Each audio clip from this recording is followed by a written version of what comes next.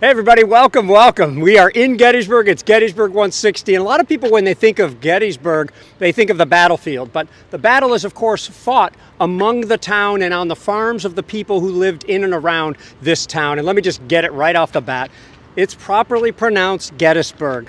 Many of us like, including myself, the way Gettysburg sounds, and we simply say Gettysburg. I'm Gary Edelman with the American Battlefield Trust. We got Chris White, we got Evan, and we got Sarah behind the camera as well. And we're going to take you a little bit around town. Now, I wonder, who are we going to get to take us around town? Let me wait for a second on that, because I bet you, I will wager that we're standing at a place that hardly any of y'all have stood. We are just south of East High Street. The light blue water tower behind me is East Cemetery Hill. In other words, we have sort of the Confederate perspective on the attack of East Cemetery Hill. And you can see off in the distance maybe some of that low ground, that we're on particularly high ground. You could see this area that the Confederates are occupying, maybe Dole's Georgians, we'll see something like that. And then you can also see a little bit of East Cemetery Hill itself rising in the distance, and maybe you can catch Mr. G's ice cream or some of your other favorite haunts over there. We have some of the local school complex right here in the foreground, and you're going to see a little bit more about that. And Chris panned over to him already, so if we're going to talk about local stuff, if we're going to talk about what some people derisively call local crap, there's only one guy to talk to, my original Civil War pal, Tim Smith, the official historian for Adams County and with the Adams County Historical Society. Your show, Tim. Well, right now, we're standing near the Gettysburg Fire Department, or I should say police department. But right now, at this moment, we are near the southeastern edge of town. And just a few feet behind the camera is the highest point in the borough of Gettysburg, just right over here. Check it out. Maybe you'll stand there someday. And of course, if you've never figured this out, it's called High Street because it's the highest street in elevation in the town. And during the first day of the battle, the Southern Army overran the town and captured the town during the fighting. And on the second and third day of the battle, the buildings along this ridge where we're standing, some people refer to as Baltimore Hill, were filled with Southern sharpshooters. For about 2.5 days, there was this encounter of sharpshooters back and forth between the sharpshooters in this area and the sharpshooters on Cemetery Hill. Look at the light blue water tower. It's a few hundred yards away, at least 300 yards. It's a pretty long shot, but we have accounts of the fighting where sharpshooters of the Northern Army are firing into town and sharpshooters of the Southern Army are up here harassing the Northern soldiers in the batteries on East Cemetery Hill. At one point, Weidrich's battery is turned and fires artillery shells at a church over here behind the camera. And at another point in the battle, Stevens' 5th Maine battery lobs some shells into a carriage factory that's still a few hundred yards off in that direction. Also, since we don't know where this event occurred, I like to tell the story here. We know that General Richard Ewell was on High Street at some point during the battle. And I'm going to tell you that it makes sense that he rode up here into this area where he could view the Union position on Cemetery Hill and Culp's Hill off to the left and East Cemetery Hill in front of us to make the decisions for the battle on July 2nd and 3rd. And of course, according to General John B. Gordon, while Ewell was in town, he's struck by a bullet. And General Gordon says to General Ewell, "Are you all right?" And of course, Ewell says something like, "It really doesn't hurt much to be shot in a wooden leg." Now, confirming this story, there is a July 1863 newspaper article that makes its rounds in South Carolina newspapers. You can search for it on newspapers.com. And it actually states that during the Battle of Gettysburg, Ewell was shot in his wooden leg. And the leg, apparently the leg split, and he had to get a spare wooden leg that he had and replace it during the fighting before he could continue to command. So I find that fascinating, and this is an area where I suspect that it could have occurred. Now, I should also mention that besides the Southern Army occupying the town, on the second day of the battle, almost all day, the Harry Hayes' brigade of Louisiana Tigers were actually in the low ground right there, where today we have some of the school district buildings. So let's take a walk down this alley and talk a little bit about this area of town. Again, we're on the southeast corner of the town. And I should mention that this alley is the original southern edge of the town as laid out by James Geddes. Of course, I also call it Gettysburg, even though the guy's name's James Geddes. Yeah. So this is the original southern boundary of the town until it expanded southward in the years after it became the county seat.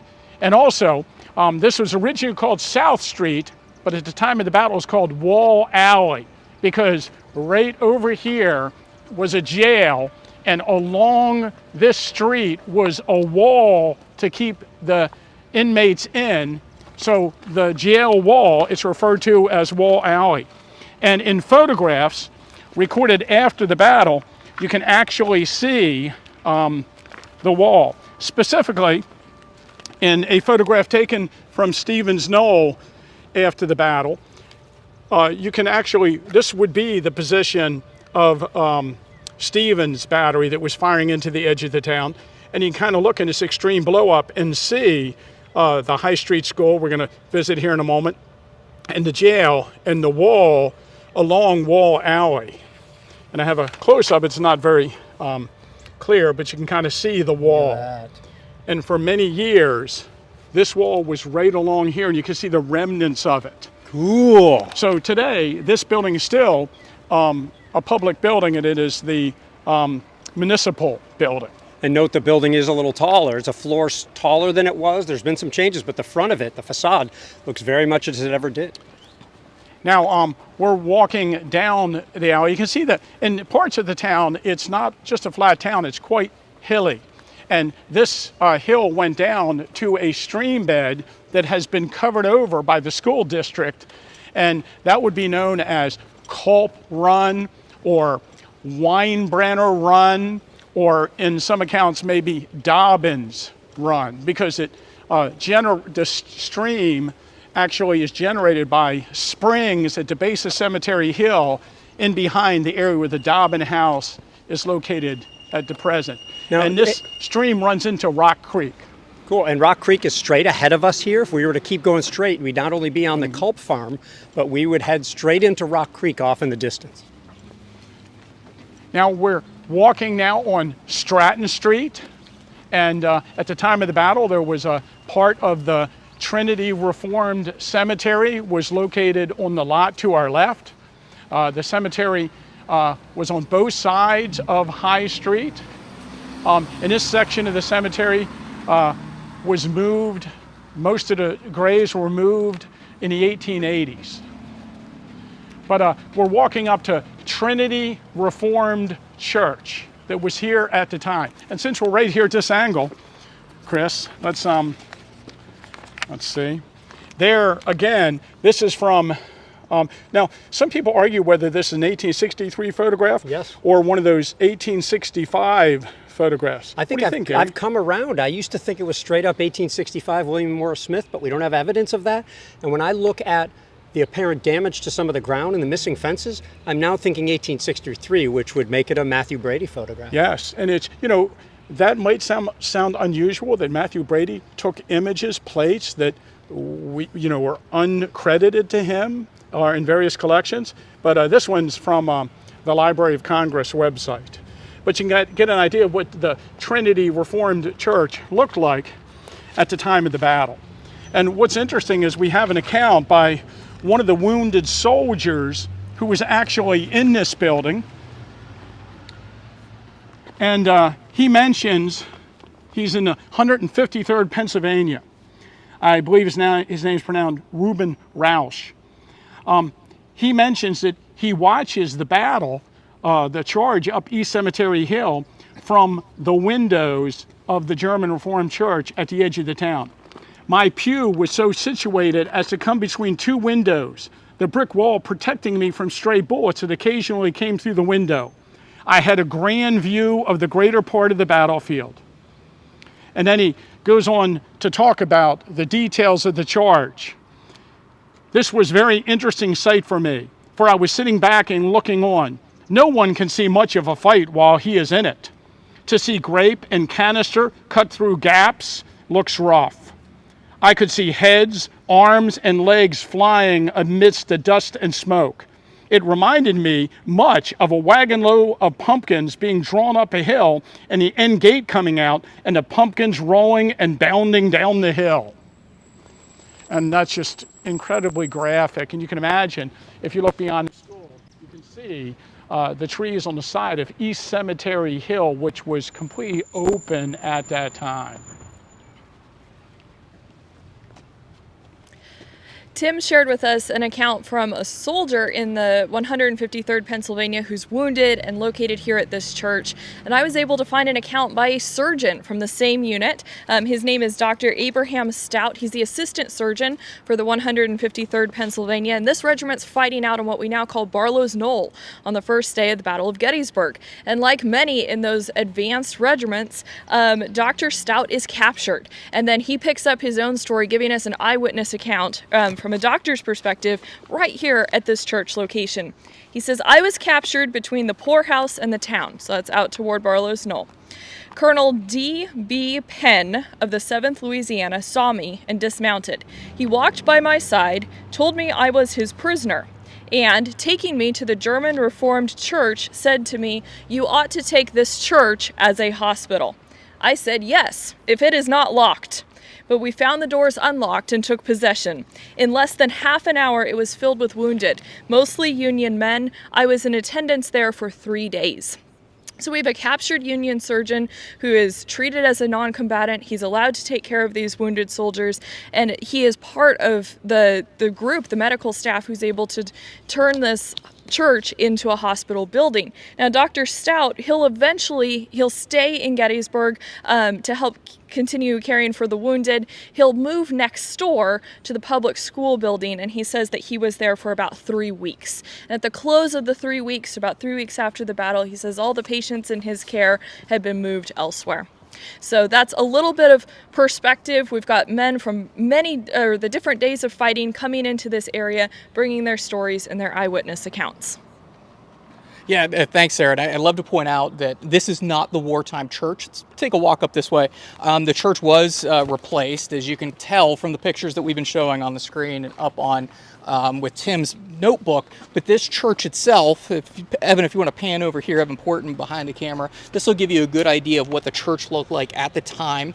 But the church today is different. It's been reconstructed. In fact, this church was kind of the foundation of St. James Lutheran Church, which is just down the street from us, as well as Christ Lutheran Church. They all kind of broke off from this church.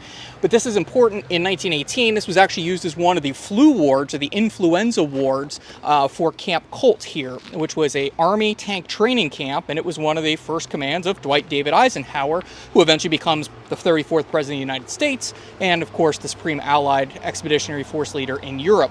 But that was one of the churches. We'll see another one down the street, St. Francis Xavier Church. They'll be using the town a lot for that 1918 influenza outbreak, which was much deadlier to Adams County civilians than the Battle of Gettysburg ever was. Probably 150 civilians died because of the influenza that was brought in from Camp Colt versus the handful that died here during the battle.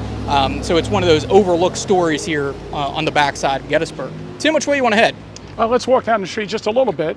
We're going to walk around the church and back out to High Street. But I have a few photographs that are kind of interesting. I should mention that there's we're going to pass by an addition that was placed onto the church much more recently, I believe 1990. And when they were putting that addition in, they found bodies at that location. And, you know, at first, I think our local newspaper suggested that the bodies were from soldiers that had been wounded here and buried near the church. But, in point of fact, there was a cemetery here at one point. And this is one of the original town cemeteries. This is where the German Lutherans and German Reformed were buried. There were culps buried here in the cemetery. These stones in 1927 were removed to Evergreen Cemetery. And I hope they got all the bones. I wonder if they've seen the movie Poltergeist. Well, So you only move let's the walk down. headstones. What a cool picture, Tim, that really tells us a lot. I'll wager most people don't come back here unless they're just driving to actually learn, and I think that we're about to learn a little bit more about some of these burials. Here's a story Gary doesn't know. Just recently, I found this in one of our local newspapers, I believe the Adams County News. Levi Mumper, the photographer, lived on this lot, and he owned the entire lot. We're going to get on the alley here. But this building here was built in the 1870s, first as a stable. And according to this account in the newspaper, when they're digging the foundation for the stable, they find the remains of a Confederate officer from Georgia. Wow. And then- it is Doles' Georgians for a time positioned here. Yeah. And then, this building later would serve as Levi Mumper's photographic studio for many years. Wow, and so you have the Mumpers. Both Tim and I own some original examples of their work. You got Jacob I. Mumper, and you've got Levi Mumper, at least one of whom carved their initials in Devil's Den. Now you can't really get the same view today because of the hedge, but this is a view from this alley looking up towards the church of the original cemetery was here. And I should mention that Jenny Wade, the only civilian to be killed outright in the battle, was originally buried behind her house and later buried in this cemetery.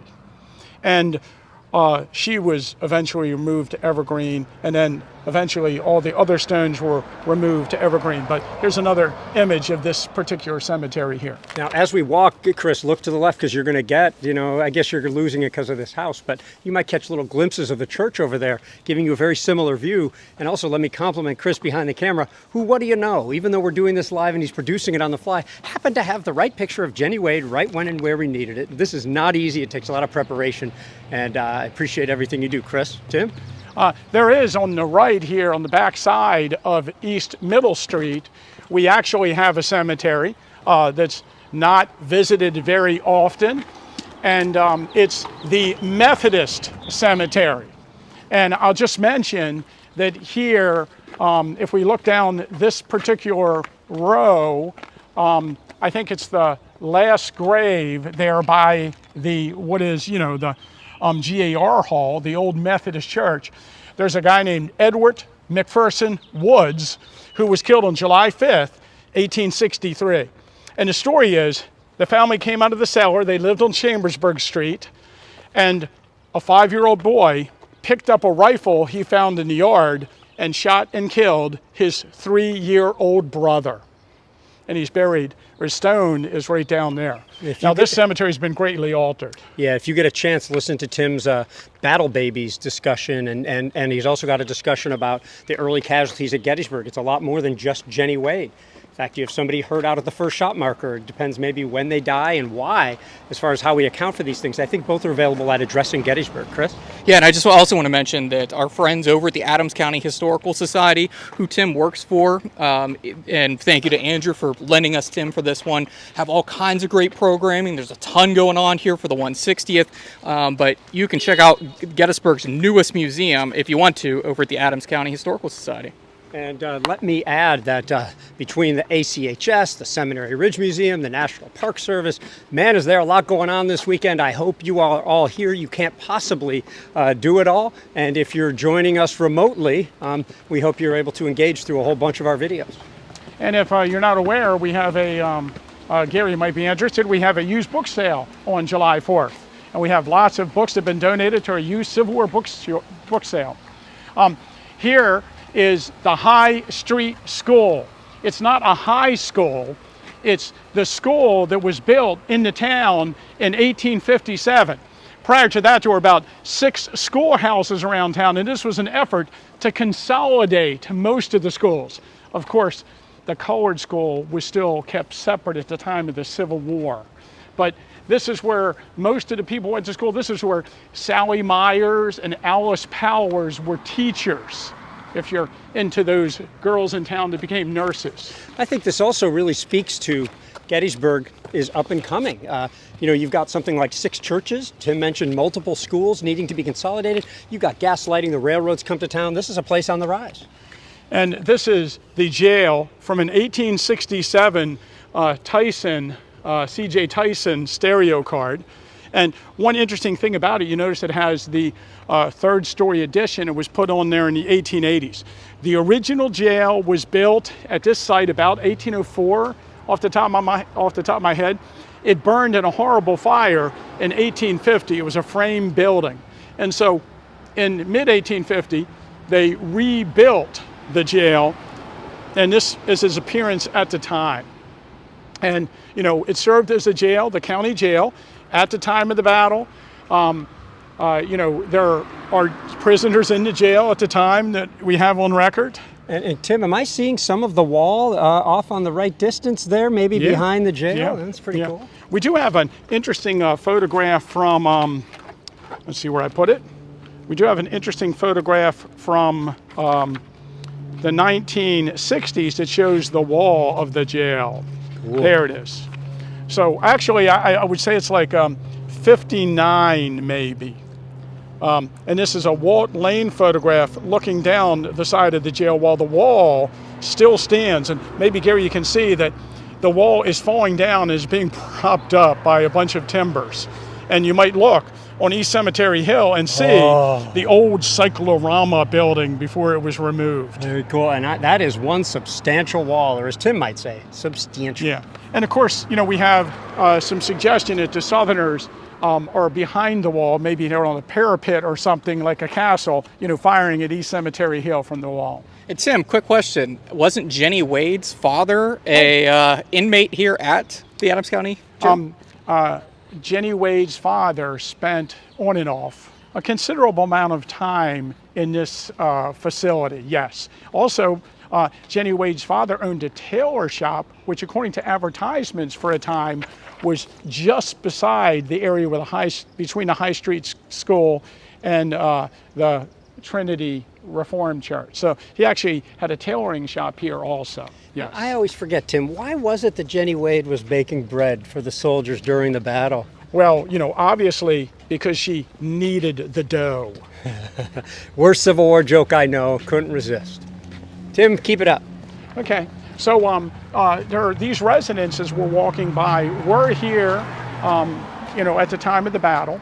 Some of them were replaced by modern structures, but we have a few Civil War buildings that are along this stretch that are still here, and you can check out.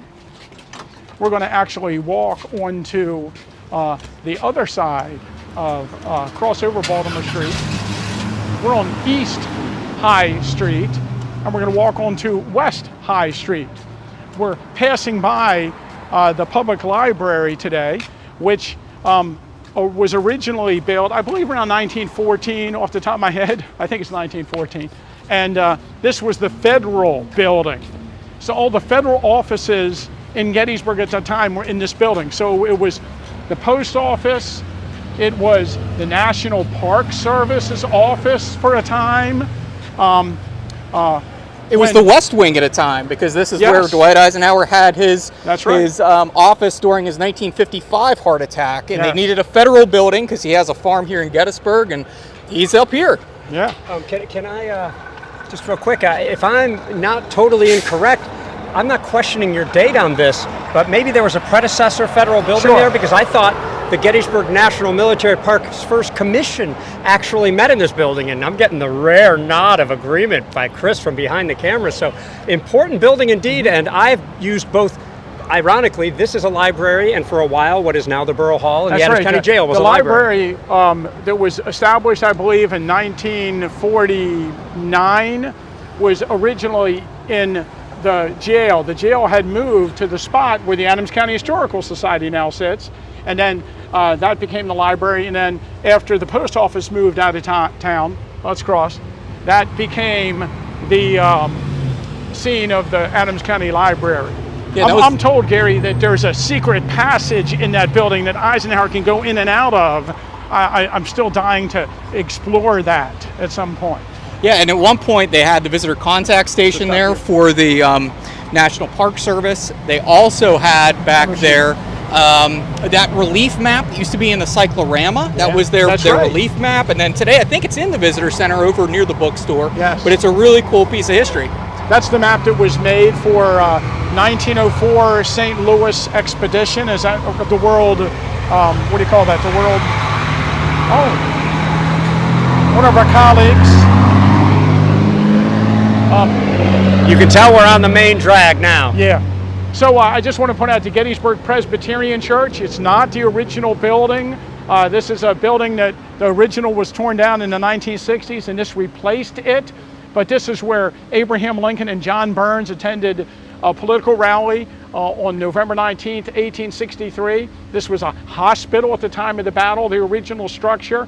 But in this modern structure, they still do have the pew that Abraham Lincoln and John Burns sat in. Also, Eisenhower attended church services there, the Gettysburg Presbyterian Church, if I didn't mention. And also, when Richard Nixon came to church services a few times, one I remember in 1972, he also attended services there.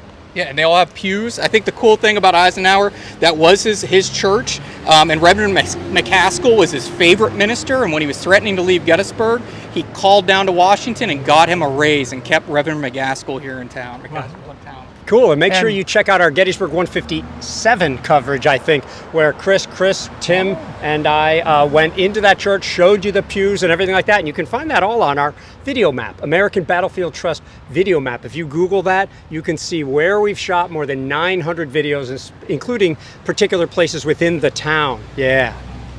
Yeah, no, I don't know. But Bob McCaskill was a friend of mine, a fellow licensed battlefield guide. That's the kind of town we live in. The mayor was a battlefield guide, or the former mayor, and the reverend of the Presbyterian Church, he's a battlefield tour guide. So when I first was guiding, he was a very good friend to me and helped me in my guiding career. The Episcopal Church is over here now, the cornerstone laid in 1888. Prince of Peace. This is the site of Albertus McCreary's house at the time of the battle. Albertus was 15 years old, and he left us an account of the battle that has just extraordinary stories in it. And one of my favorites is that during the battle, he's out here while the Confederate Army occupies the town, and there's a little boy running up and down the street, throwing rocks through people's windows on High Street.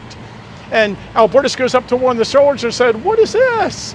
And the soldier says, "Oh, that little boy followed the army up from Virginia. He's been busting windows in every town we go through." Let me make sure you know the American Battlefield Trust does not support you coming to this lovely town of Gettysburg and throwing rocks through windows, and nor are we responsible for any damage you cause as a result. You are with the American Battlefield Trust. We are with the official Adams County historian Tim Smith here in the town, and we're covering in and around High Street, a street that doesn't get enough attention, right at the top of a hill called Baltimore Hill. Well, very good. So I wanted a couple more stories I wanted to share. And of course, down here on West High Street, we're coming to the St. Francis Xavier Roman Catholic Church. And like every church in town and around the town, it was used as a hospital after the battle. And there's a really interesting story associated with this church.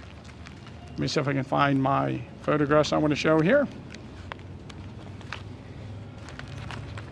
Yeah, like many of the high points here in Gettysburg, you will have Confederates and Union soldiers trying to get up in those high points. At one point on July 2nd, the staff of Richard Ewell, the Confederate 2nd Corps commander, are up there watching the attack take place on the Confederate right, the Union left, and getting ready for their demonstration, which will turn into the attacks on East Cemetery Hill and Culp's Hill. And we actually have an account by Lieutenant Colonel Henry Heidi Cooper, I believe you pronounce his name. And he actually mentions that Richard Ewell steps over him with his wooden leg to get to the stairway that leads to a ladder that goes to the cupola. It's hard to imagine him climbing all the way to the cupola of the church. Now, Sally Myers lived on West High Street. She was a school teacher at the time of the battle at the High Street School. Her family lived just down the street here. And on July 2nd, when there was a lull in the battle, the Southern Army occupied the town, she came to the Catholic Church. She went inside the door and she met a wounded soldier. The wounded soldier was Alexander McFarland Stewart. Alexander Stewart, she stopped to him, she leaned over and asked what she could do for him. And he said, "Nothing, I am going to die." And Sally was really upset, and Sally ran out and sat on the street, the sidewalk, and cried. And then she realized that if she didn't go back into that church and help those wounded soldiers, no one else was going to. So she found the inner strength to go back in there. And she changed wounds, she changed the bandages on the wounds, she gave water to the soldiers, and she helped dozens of soldiers that were in a hospital behind the southern line of battle. And she assisted the surgeons. Eventually, she brought soldiers down to her house. So she cared for soldiers here in her house, and then later, Camp Letterman General Hospital. Alexander Stewart of the 149th Pennsylvania died in her arms in her house on July 6th. She wrote a letter to his father in Western PA, and the father came out to recover the son's remains. And while he was here, he met Sally and was very taken by her. So he went back, got his other son, brought him out, and they were eventually married. But the story doesn't have such a happy ending. He died. But not before she was pregnant. She gave birth to a child named Henry Stewart, who eventually became the president of the Adams County Historical Society, where I work. And a photographer as well. Yeah, and a photographer. And eventually, he would donate his mother's diaries and letters connected with her Civil War nursing in the town, so we know quite a lot about her and her story. And I should also mention that it was at this church after the battle that the Sisters of Charity came from Emmitsburg to nurse the wounded. And they have a plaque on the front of the church. And this addition was put on here in 1925, so it's not the original front of the church, but it highlights the Sisters of Charity from Emmitsburg who cared for northern and southern wounded throughout the war. I want to, while we're walking to the next spot, let's welcome Francisco and Rob and Nick and Noah and Sarah and Don and Mike, who goes to churches around these parts, and Corinne and Dan and Michael, Kevin and another Michael and another Kevin to the feed. Thanks for joining us. Make sure you share this with your friends. Keep it up, Tim. I should mention, if we just turn and look back for a moment, that's the Gettysburg Methodist Church. Now, at the time of the Civil War, that church was at a different location on Middle Street. We were just in the back of the original church. But there's a plaque just to the right of the doorway entrance to the church, and it tells you that John Burns was a member of that congregation, the 69-year-old civilian that ran out and fought in the first day of the battle. So there's a lot of these little markers around town hidden on buildings that you might not see unless you take a walk down through some of these areas. Yeah, I can't support that enough. It's great. It's so easy to focus, as I did for many years, Sure. On the battle to the exclusion of what it was like for the people who actually lived here peacefully, for the better part of a century, and then one day the soldiers come to town and forever change this place. And it's a pretty quiet street when the double-decker tour bus is not riding by you. But tour guides come down this street occasionally in buses because they want to point out a couple historic buildings. And the one they really want to point out is the one we're going to talk about in a moment, coming up here on the left. And I guess you can see it from here now, so I might as well talk about it. This is the Gettysburg Academy building. And we're not sure of the exact date of construction. I've seen varying dates depending on your source. But I think a charter was passed in 1810 to build a public school. So it's a school of secondary education. We know it was here by 1815. So, and the building was here at the time of the battle. At that time, it was the Gettysburg Female Institute. It was a school for fine young ladies in the town. The McLean girls went to school here. Tilly Pierce was a student here. And she has an account in her book on June 26th, where she's here at the school when she learns the Southern Army is approaching Gettysburg. Also, Tilly Pierce mentions the house is a hospital after the battle. And also, one of the more extraordinary things is there is an artillery shell sticking out of the building between the top middle windows. It's one of 9 buildings in the town that still has an artillery shell sticking out of it from the battle. And we do believe that this shell hit the wall during the battle and has been there ever since. Now, hopefully someone took it out at some point and took the fuse out and got the powder out of it and put it back in. But I've been inside the building, and inside of it you can actually see the bow in the wall where the artillery shell hit. We have photographs of the buildings from the 1880s, so clearly the shell was in it at that time. Very cool. And we would love to think that all the shells in all the buildings in town have been disarmed, but I'm not sure if I know that for sure. Yeah. By the way, when somebody was driving by, that was the president of Gettysburg's Black History Museum actually saying hello, which is not a brick and mortar facility at this time, but you can go online and check them out. And we've been telling some of those stories today. Across the street, I wanted to point out over here, I believe 55 West High Street is Sally Meyer's home, the nurse that we were talking about that cared for the wounded at the Catholic Church. And so that will be the site of a hospital. She had, I think there's an account where she has 6 soldiers that she personally took into her house and gave, personal attention besides caring for wounded in the hospitals around town. Another house that's kind of interesting over here, 63. Yeah. You can see they just put out a sign, Solomon Powers Stone Cutter. And they've just sort of renovated that building. I know the owners of most of these buildings we're talking about, but the Solomon Powers house has an interesting story because there are 6 sisters that lived there at the time of the battle. Here's 5 of them, the Powers girls. And after the first day's fighting is over, and the Southern Army have captured the town, and the Northern Army has fallen back to Cemetery Hill, the Powers girls come out and gather up wounded soldiers and take them into their house.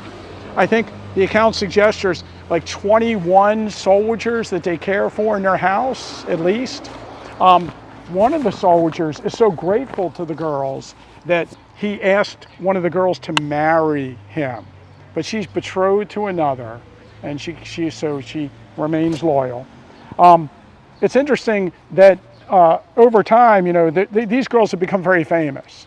The soldiers who fought here, who they cared for, came back after the war and visited the girls. They brought their families back. They brought their grandchildren back to meet the ladies that saved their lives.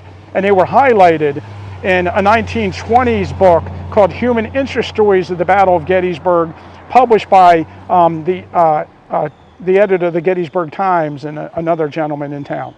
And I often get comments about their hair. Yeah, they have very plain hair, but I want you to know that most of their appearance is due to their father and mother. The Powers girls' father was Solomon Powers, who was just one of the kindest, most gentlemanly man in the town. And you can see here, this is from a wartime image. And then we do actually have a photograph of their mother. So there's Mrs. Powers. And this is probably an 1860 photograph from the Mumpers studio, I can tell by looking at the, not the one, it was a different studio on West Middle Street, I can tell from the table she's leaning against. But an incident occurred at this corner. I mentioned Solomon Powers has a stone yard. And here's actually a picture of the side of the Solomon Powers house and the stone yard. And the stone yard is right, the red brick building where the stop sign is located. And it was at this stone yard that during the retreat on July 1st, elements of the 150th Pennsylvania assembled as Ramsier's North Carolina Brigade was swinging around the town and driving into the retreating mass.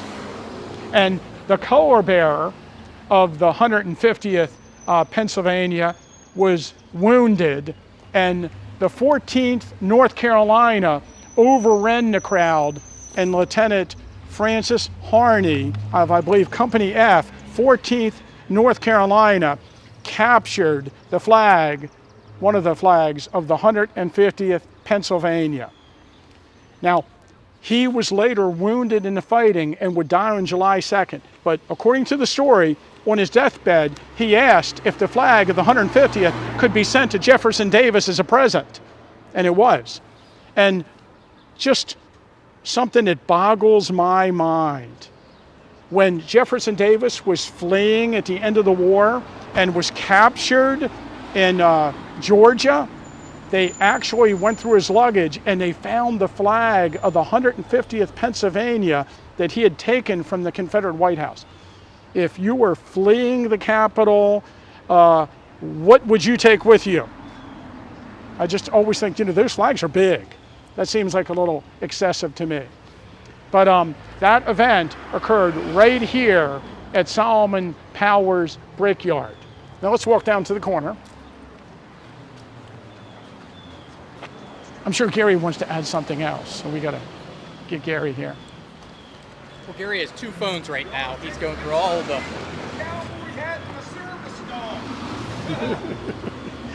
We're live in the borough of Gettysburg, and we're with Tim Smith. You're with the American Battlefield Trust, and we're going to probably wrap things up shortly at the corner of Washington and High Streets. We're just west of Baltimore Street. What do we got, Tim? Yeah, we only went 2 blocks on High Street, and here we're at the corner of Gettysburg's African American community.